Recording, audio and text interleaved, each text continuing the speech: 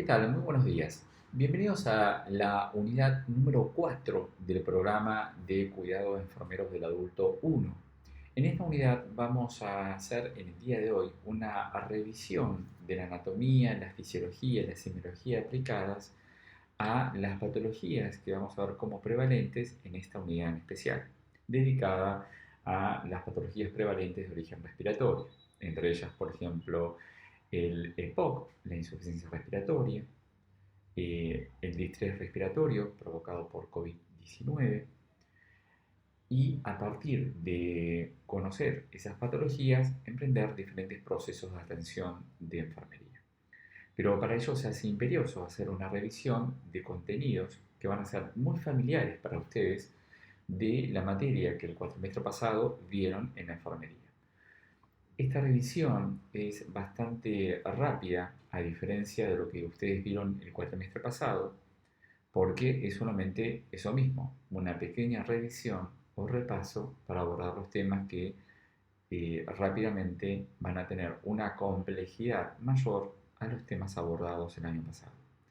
Por eso les pido que si esta revisión se torna muy pequeña, no duden en revisar estos temas que tuvieron la oportunidad de ver el cuatrimestre pasado en la materia de enfermería, que precisamente fue la misma que muchos de ustedes cursaron conmigo y que tienen acceso en la plataforma aún de esos contenidos.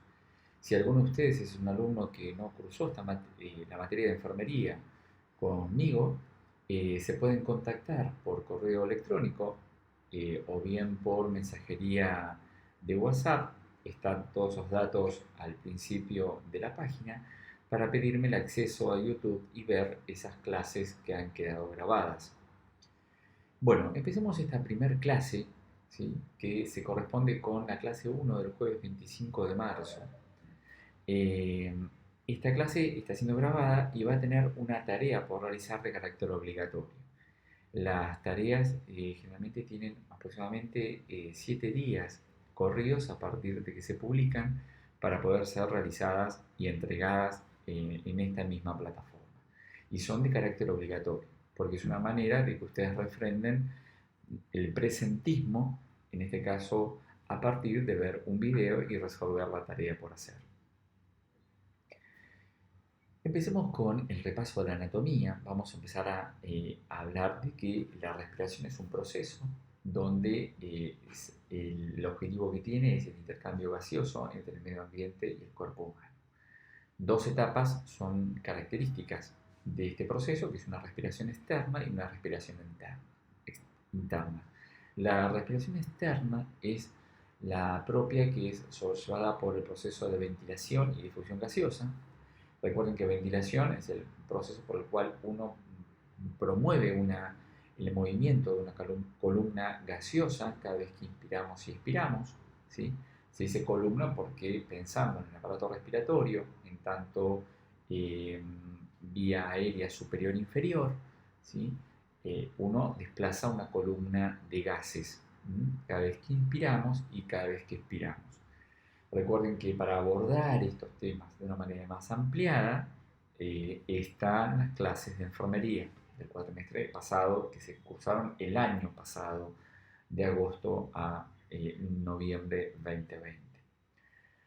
La difusión gaseosa es parte de la respiración externa, es una especie de bisagra con la respiración interna a partir de que los gases difunden como proceso físico-químico de un lugar de mayor a menor concentración, ¿sí?, el oxígeno y el dióxido en direcciones contrarias, pero siempre bajo ese principio de difusión de mayor a menor concentración, realizándose en un lugar en especial que es la membrana alveolo-capilar, ¿sí? Es importantísimo recordar que la difusión se sobrelleva en ese lugar. Y luego la respiración interna, que es propia de la perfusión gaseosa. La perfusión es, o también entendida como capilarización del oxígeno, a partir de su circulación, ¿sí?, en el cuerpo humano, transportada por los dos mecanismos que aprendimos. El mayor porcentaje, 95 hasta 98%, unido la molécula de oxígeno a la hemoglobina y el resto liberado en el plasma sanguíneo. Recuerden que la respiración está mediada y controlada por el sistema nervioso central, ¿sí? Todos nuestros signos vitales están mediados por el sistema nervioso central y en particular la respiración lo hace en células distribuidas y especializadas en dos lugares muy importantes: la protuberancia anular y el bulbo raquídeo, ¿sí? Protuberancia anular y bulbo raquídeo. Hay células varias que se especializan en el control de la respiración. Estas células, ¿sí?, tienen diferentes funciones. Hay una que es la neumotáxica. La neumotáxica es las células que tienen la propiedad de limitar el tipo de inspiración de las personas. El área apnística es la que coordina la inspiración y la expiración. Y luego tenemos áreas más específicas como la que otorga la ritmicidad de la capacidad ventilatoria, ¿sí? Y luego otras áreas más especializadas en la inspiración y la expiración, ¿sí? Entonces, esto es muy importante recordarlo, porque podemos llegar a tener pacientes con lesiones sobre estas áreas, ¿sí? Es más, hay patrones de ventilación que se alteran a partir de que algunas áreas del centro de la respiración están afectadas. Recuerden entonces que tenemos el proceso de ventilación como parte de la respiración externa, ¿sí?, donde hay uno que es propio a la inspiración y otro a la expiración, ¿no? La inspiración siempre es un momento activo donde se necesita generar una presión negativa. Esto es muy importante, el concepto de presión negativa. Nosotros respiramos e inspiramos a partir de que el diafragma se contrae y es capaz de producir una presión negativa en relación a la presión atmosférica. Por eso el aire logra ingresar.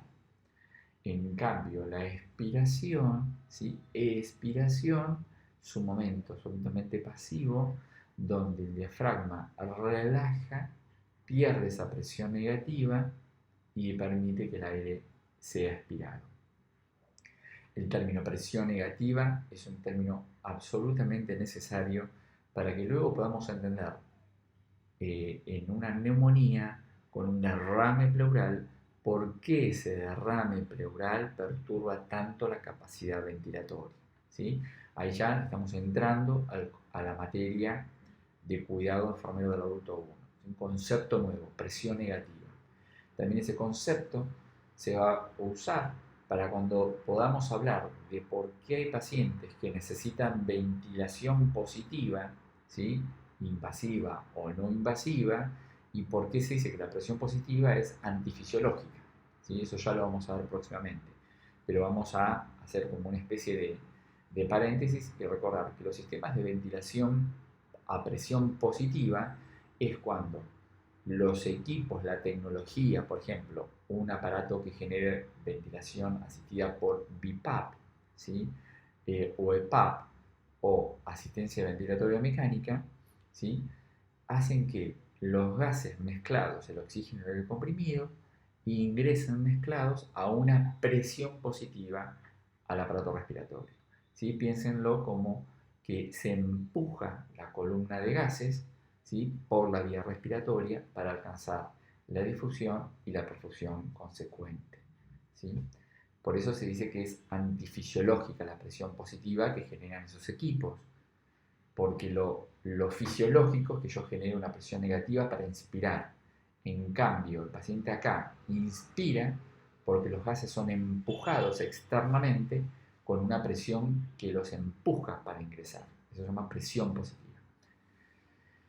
Muy bien. Difusión gaseosa, recién decíamos que el alveolo es la unidad funcional pulmonar. Recuerden que una unidad funcional, ¿sí?, es la mínima expresión de células o tejido que permite sobrellevar la función del todo en tanto un gran órgano, pero en una pequeña porción.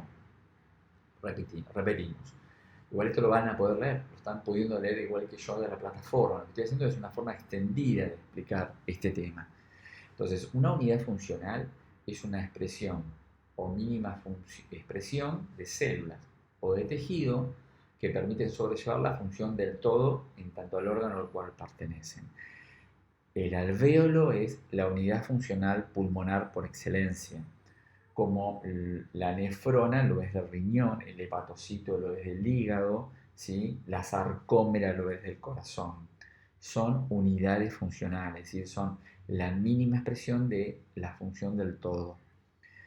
El alvéolo, ¿sí? Decíamos entonces, unidad funcional pulmonar y sobrelleva el proceso de difusión gaseosa, que habíamos dicho que era un proceso físico-químico, ¿sí? Que consiste en que haya un flujo, ¿sí? Hacia una zona de mayor a menor concentración, ¿sí? Y acá los dos gases que nos interesan es el oxígeno y el dióxido de carbono. A partir de que capilares eh, eh, venosos y arteriales llegan al alvéolo, ¿sí? Permite el proceso difusorio. Recuerden que a diferencia de la circulación mayor, la circulación menor o circulación pulmonar es a la inversa. ¿Sí? La sangre carbooxigenada llega a través de la arteria pulmonar, que sale del ventrículo derecho, y va capilarizando, llegando como capilares pulmonares de la arteria pulmonar, trayendo grandes concentraciones de dióxido de carbono, ¿sí? Que obviamente son difundidos, como vemos por acá, son difundidos, como vemos por acá, hacia el alvéolo para poder ser expirado. En cambio, ¿sí? La circulación a expensas de las venas pulmonares llevan sangre oxigenada y es el sentido que el proceso de fusión hace con el oxígeno, donde el oxígeno ingresó al alvéolo y difunde por diferencia de concentración a la circulación venosa, ¿sí? Piensen que la membrana alveolo-capilar ya el distingo entre lo pulmonar y lo venoso es solamente gaseoso, ¿sí? No es anatómico, es químico por la concentración. En tanto la perfusión gaseosa, ¿sí? Lo vimos como entonces esa condición de circulación por la sangre, por los sistemas circulatorios, ¿sí? Hasta los capilares, que es la mínima expresión de venas y arterias, ¿sí? De perfundir sangre oxigenada a los tejidos. Acá vimos hace muy poquito, digo poquito porque lo vimos el cuatrimestre pasado, ¿sí? La valoración del relleno capilar como una expresión de perfusión. Obviamente hay otras maneras también de valorar la perfusión gaseosa. Una, por ejemplo, la temperatura de las extremidades, ¿sí? Una extremidad fría está hablando que hay una alteración en la perfusión gaseosa de esa extremidad. La coloración marmolada, ¿sí? Grisácea, habla de alteraciones en la perfusión. Y acá hay algo que, un signo típico, esto es un signo, digamos, que me permite a mí valorarlo sin subjetividades, que es la valoración del relleno capilar, ¿sí? Uno presiona el lecho unguial, por ejemplo, de el pulgar en la mano o el dedo mayor en el pie y puede determinar la perfusión, ¿sí? Vamos a ver el video.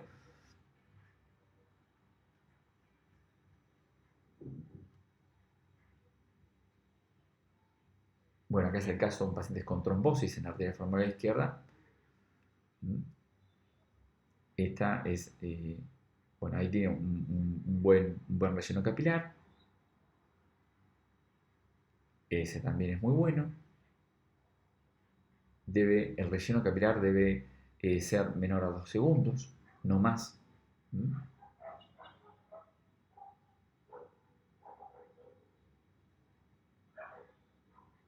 Este paciente tiene una buena perfusión. Recuerden que las perfusiones se expensan de las arterias, ¿sí?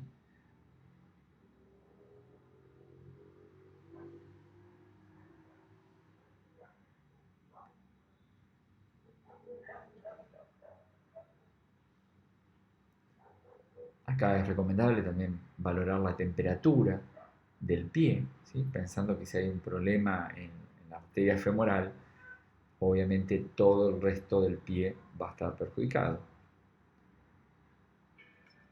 Puede ser que el izquierdo tardaba un poquito, pero era sensiblemente muy pequeña la diferencia.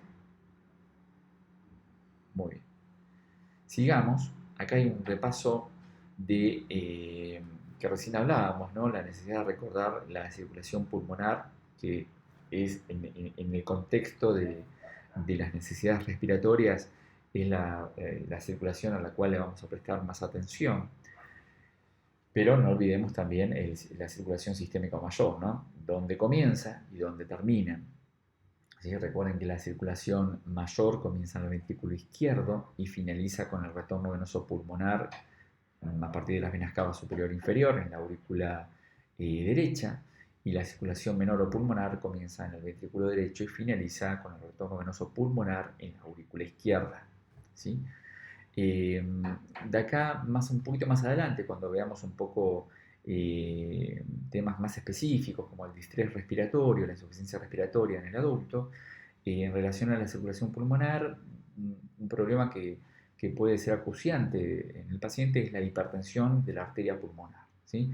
Otro concepto nuevo que ustedes de a poquito tienen que ir acopiando, ¿no? Recién hablábamos de presión negativa, presión positiva, la presión negativa para ver cómo eso se ve perjudicado con un derrame pleural, y la presión positiva a partir de los dispositivos no invasivos e invasivos que hay para facilitar la ventilación en el paciente y las consecuencias fisiológicas de esos equipos. En relación a la circulación pulmonar, para ir aprendiendo de a poquito, vamos una nueva palabra para agregar a nuestro diccionario de patologías: la hipertensión de la arteria pulmonar. ¿Sí? Es importante, pues, un problema de la salud respiratoria que perjudica mucho la capacidad con la cual la sangre llega a los pulmones y puede ser oxigenada. Requiere un tratamiento farmacológico, no hay tratamientos quirúrgicos, y según el grado de hipertensión pulmonar, el paciente puede estar cuidado farmacológicamente o clínicamente, o bien, en casos severamente extremos, requerir un trasplante cardiopulmonar. Así que es un problema serio en la salud de las personas la hipertensión pulmonar, obviamente en los grados moderados y graves, donde ya la resolución farmacológica no, ha sido agotada y no permite una circulación adecuada. Recuerden, en relación a cómo estamos transportando oxígeno por la sangre, ¿sí? El mayor porcentaje de sangre se hace a partir de la saturación de la hemoglobina por parte de las moléculas de oxígeno en esta partícula, o mejor dicho, en esta proteína que está en el eritrocito. ¿Sí? Entonces, que la hemoglobina es una hemoproteína, tiene una parte de globina y una parte ferrosa, de hierro. ¿Sí? Por eso en algún momento, espero que podamos verlo, el problema de las anemias. ¿Sí?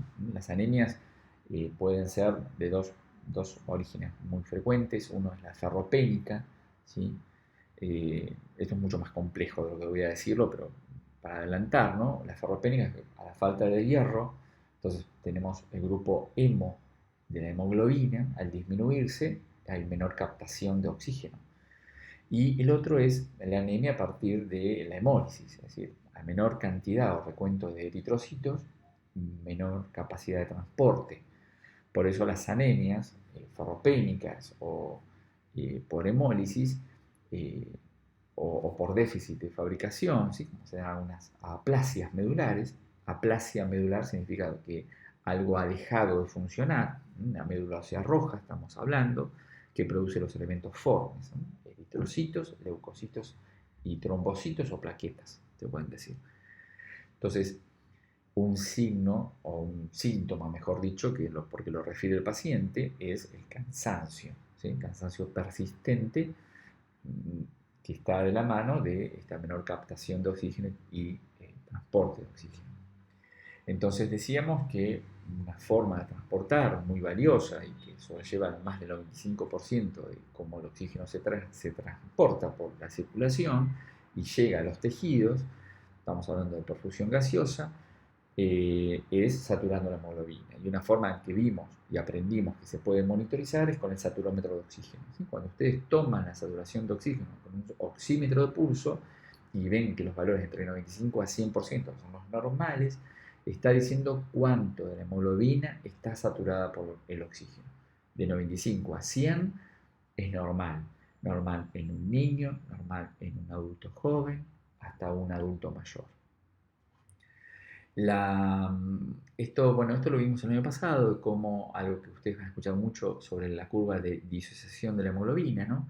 Cómo a partir de, por ejemplo, eh, cuanto más se satura la hemoglobina y, digamos, eso favorece la circulación de oxígeno, es en la medida que tenemos menor temperatura, menor concentración de dióxido de carbono, esto PCO2 es presión de dióxido de carbono, ¿sí? Y un pH más alcalino. No vamos a entrar en las concentraciones de pH, pero sí vamos a recordar entonces que la hemoglobina se satura más de oxígeno en la medida de que el pH se vuelve más alcalino, están disminuidas las concentraciones de dióxido de carbono y el paciente pierde temperatura. Esto ya lo habíamos explicado el año pasado, que en la medida que esto, por ejemplo, se usa como una terapia, ¿sí? Un ejemplo, en los pacientes recién nacidos, prematuros, que están expuestos a hemorragias intraventriculares del cerebro, ventrículos del cerebro, y los laterales, el tercer, cuarto ventrículo, que pueden sangrar por prematurez, un tratamiento, ¿sí? Para conservar esa circulación y evitar que el chico promueva estas hemorragias, es bajarles la temperatura, ¿sí? Hay unos cascos especiales que hacen circular eh, líquido frío, entonces se reduce la temperatura a favor de disminuir este riesgo en el recién nacido. Y al adulto le pasa exactamente lo mismo. Es una terapia de inducción a la hipotermia controlada a fin de disminuir el consumo de oxígeno y aumentar su capacidad circulatoria. Todo al revés de cuando aumenta la temperatura o el paciente acidifica, es decir, con un pH menor a 7,35. Muy bien. La segunda forma, ¿sí? Luego de pensar en el complejo de saturación de la hemoglobina, es la que se libera, ¿sí? Al plasma, ¿sí? Y la forma que tenemos de monitorizarlo, esto ya lo vimos el año pasado, esto nuevamente lo vamos a seguir viendo cuando entremos en patologías, la gasometría arterial, la necesidad de entendernos con estos estudios invasivos, porque se requiere una extracción de sangre preferentemente arterial, para obtener, ¿sí? Una tira gasométrica y reconocer la concentración de iones de hidrógeno, pH, es una concentración o logaritmo negativo de la concentración de hidrogeniones, la presión arterial de oxígeno, la presión arterial de dióxido de carbono. Recuerden que los gases que están liberados en el plasma se miden en tanto milímetros mercurio porque generan presión, ¿sí?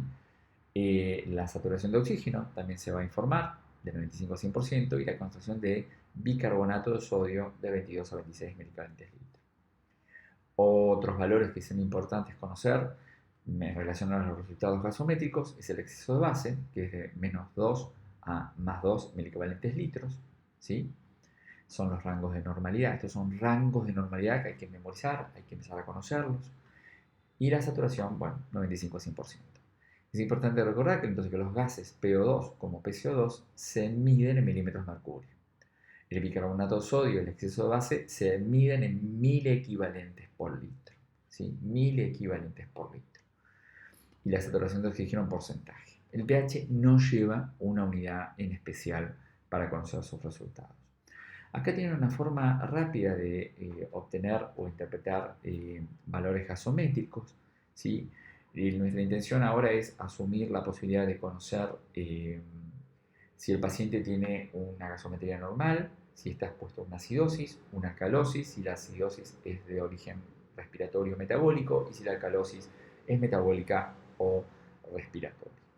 Entonces, una manera de entender los resultados gasométricos, una manera fácil es entenderlo. Primero leer el pH, que me permite obtener el nombre de la alteración, y luego ver si la perturbación es a partir de los gases o de la concentración de bicarbonato. Si la perturbación, es decir, aquello que sale de los límites normales, está en alguno de los gases, PO2 o PCO2 principalmente, el origen es respiratorio.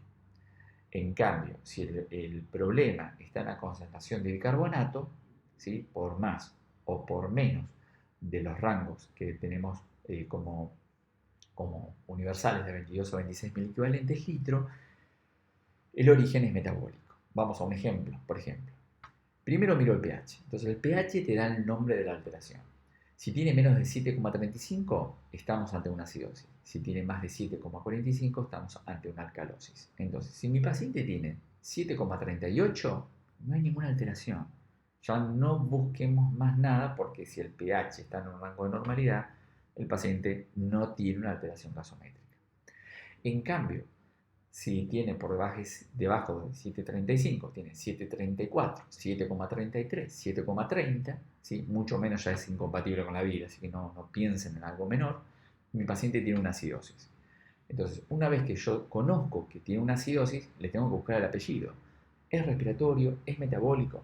Entonces, si los gases están dentro de los rangos normales, respiratorio no es.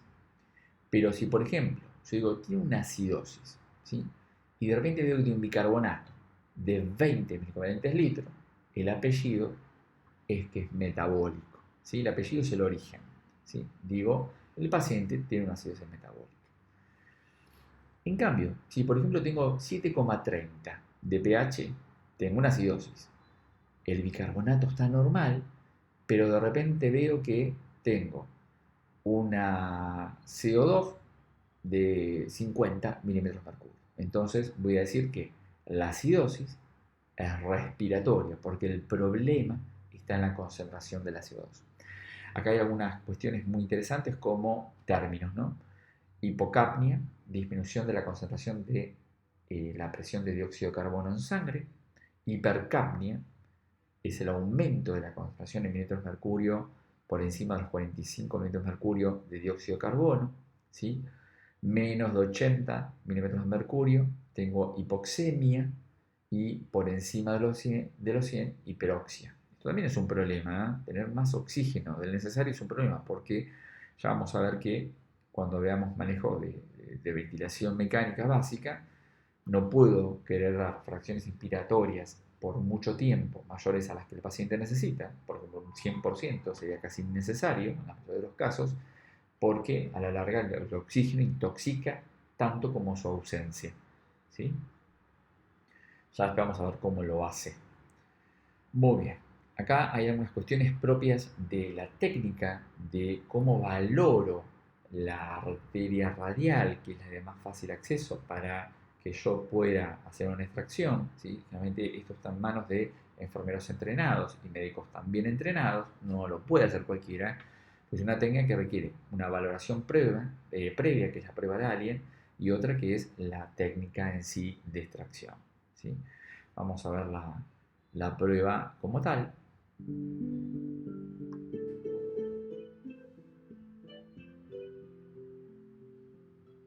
La prueba de Allen sirve para evaluar si la arteria radial sin contribución de la cubital puede irrigar normalmente la mano. También sirve para evaluar si la arteria cubital sin contribución de la radial puede irrigar normalmente la mano. Dicho de otro modo, la prueba de Allen determina si la mano puede ser irrigada solamente por la radial o solamente por la cubital. Para evaluar la arteria radial, Se eleva la mano y se hace puño aproximadamente 30 segundos para exprimir, entre comillas, la sangre de la mano. Se presiona las arterias radial y cubital. Se abre la mano y se observa palidez porque no pasa sangre a la mano por la radial ni por la cubital. Se deja de comprimir la arteria radial y se sigue comprimiendo la cubital. La sangre pasa solo por la radial. En un lapso de 7 a 10 segundos, la mano recupera su color.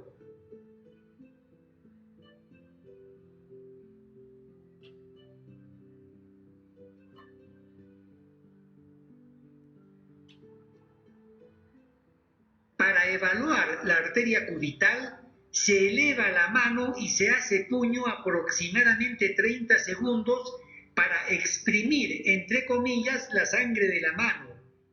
Se presiona las arterias radial y cubital. Se abre la mano y se observa palidez porque no pasa sangre a la mano por la radial ni la cubital. Se deja de presionar la cubital y se sigue comprimiendo la radial. La sangre pasa solo por la cubital. En un lapso de 7 a 10 segundos, la mano recupera su color.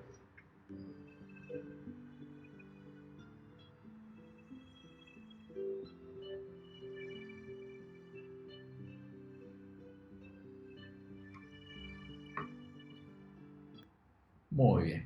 Entonces vimos que la prueba de Allen es una prueba muy necesaria a la hora de elegir cuál mano utilizar, porque recuerden que si esta prueba resulta informarme que esa arteria cubital no está en condiciones de sobrellevar la circulación o la perfusión de esa mano, si yo llego a perturbar la circulación de la arteria radial, esa mano perdería capacidad de perfusión y pondría en alto riesgo la circulación arterial de esa mano. Por eso son pruebas que son necesarias realizar antes de la extracción, ¿sí? Luego yo les dejo para que ustedes vean, ¿no?, el video de la extracción, de cómo se realiza, pero quería que la prueba de Allen quedara atrapada en este video, en esta clase, porque resulta imperioso conocerla, ¿sí? Es importantísima conocerla. Después la extracción la vamos a charlar en algún vivo que tengamos, ¿sí?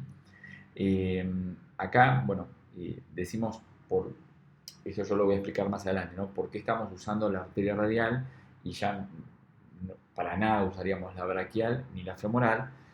Lo vamos a explicar en el vivo, pero vamos adelantando que la femoral, recuerden, es una arteria que no tiene secundarismo, digamos, no tiene una tributaria. Si yo arruino esa circulación femoral, todas las arterias que le continúan hasta alcanzar el pie se verían perjudicadas. Entonces, esa es una, ¿sí?, no tener arterias tributarias. Segundo, la localización. Es muy difícil hacer hemostasia sobre la arteria femoral porque está bastante más profunda, a diferencia de la radial, que es bastante superficial.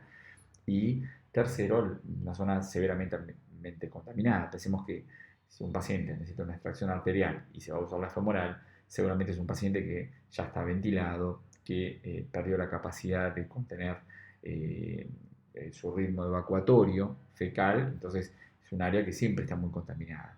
Entonces, preferentemente no usarla. Y la braquial, como decíamos, después de la arteria humeral, ¿sí?, la arteria braquial es una zona de bifurcación, ¿sí?, donde aparece la arteria radial y la cubital. Entonces, la arteria braquial como tal es un sitio donde se bifurca la arteria humeral, la del brazo, y se divide en dos, radial y cubital. Entonces, es un lugar que conviene no perjudicar. Por eso se dice no toquen la arteria braquial, ¿sí?, que es la que uno palpa generalmente en la cara interna de la fosa antecubital, ¿sí? Esto lo vimos todo el año pasado.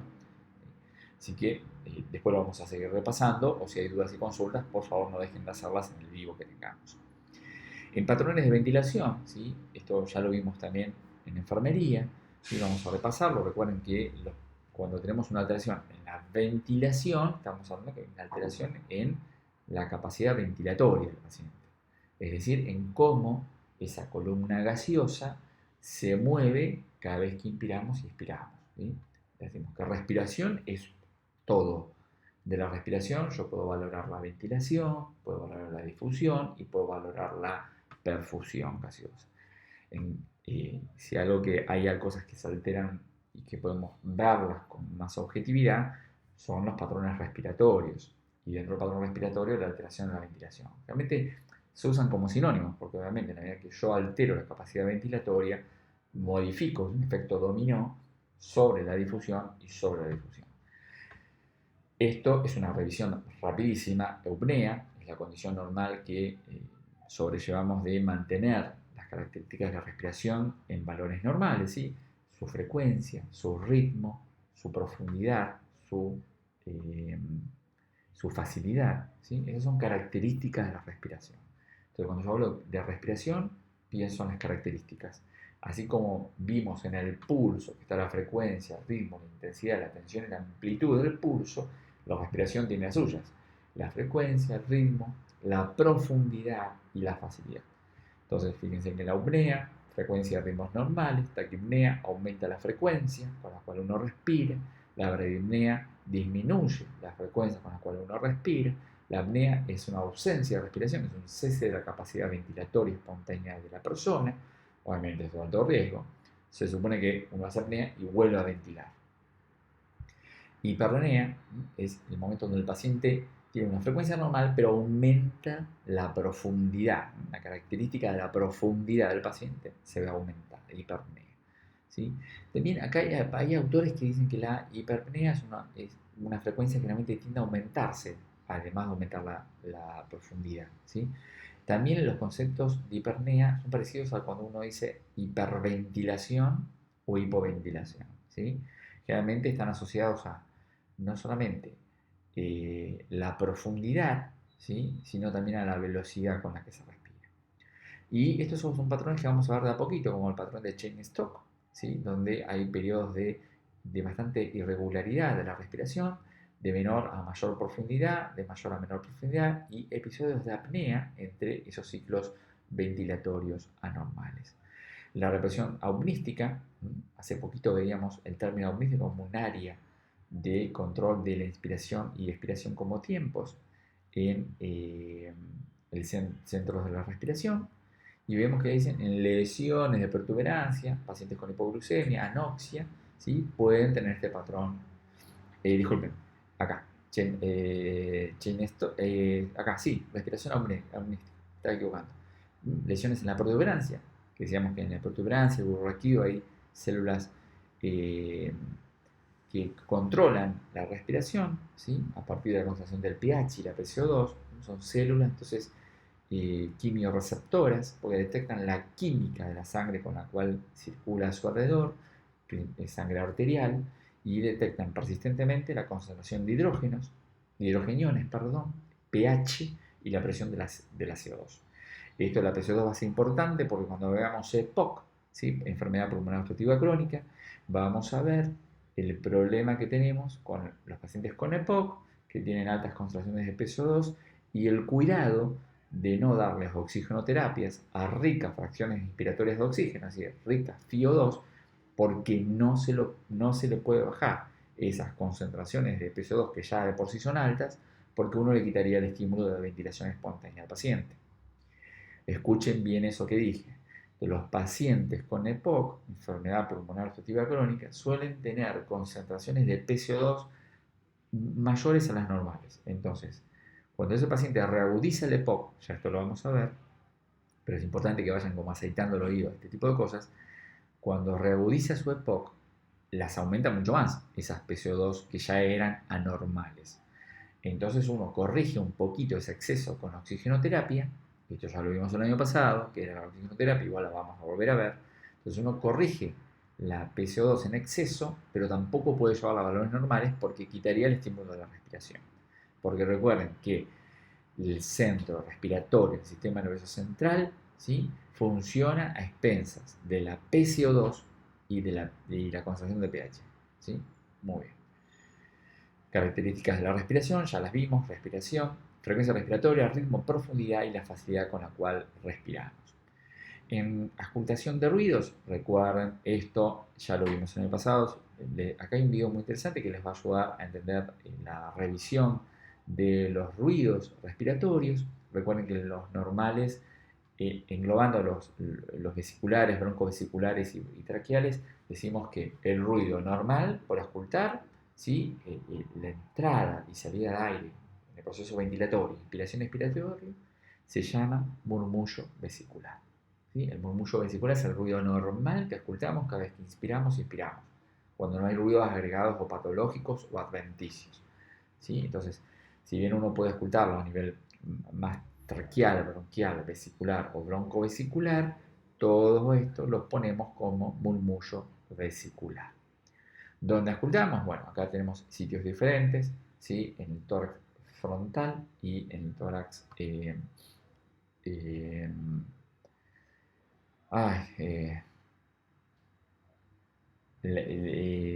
bueno, me fue la palabra, disculpen. Tenemos entonces frente y detrás del tórax, ¿sí?, para ver diferentes sitios de auscultación, ¿no? El ápex o punta pulmonar, las bases pulmonares, ¿sí? Frente y dorso, ahí está, dorsales. Les dejo este video para que después ustedes puedan escuchar, digamos, y conocer cómo se revisan los campos pulmonares. Esto ya lo vimos el año pasado. Acá les dejo también algunos ruidos agregados que son importantes que de a poco ustedes vayan conociendo. El estridor es importantísimo, lo vamos a ver cómo es uno de los signos adventicios o agregados a la respiración normal en los pacientes con EPOC, por ejemplo, ¿sí? Luego también, disculpen, estridor como alteración como un ruido agregado en la vía aérea alta, principalmente que perjudica la laringe, ¿sí? Aunque acá hay que recordar algo. Recuerden que hay autores que dicen que la vía aérea alta llega hasta la laringe, o bien dicen que de la laringe en adelante es una vía aérea inferior, ¿sí? Nosotros vamos a decir que la vía aérea superior termina con la faringe y la laringe inaugura la vía aérea inferior. Entonces, yo acá esto lo corregiría un poquito porque la laringe es la que genera el estridor y es propio de una vía aérea ya inferior.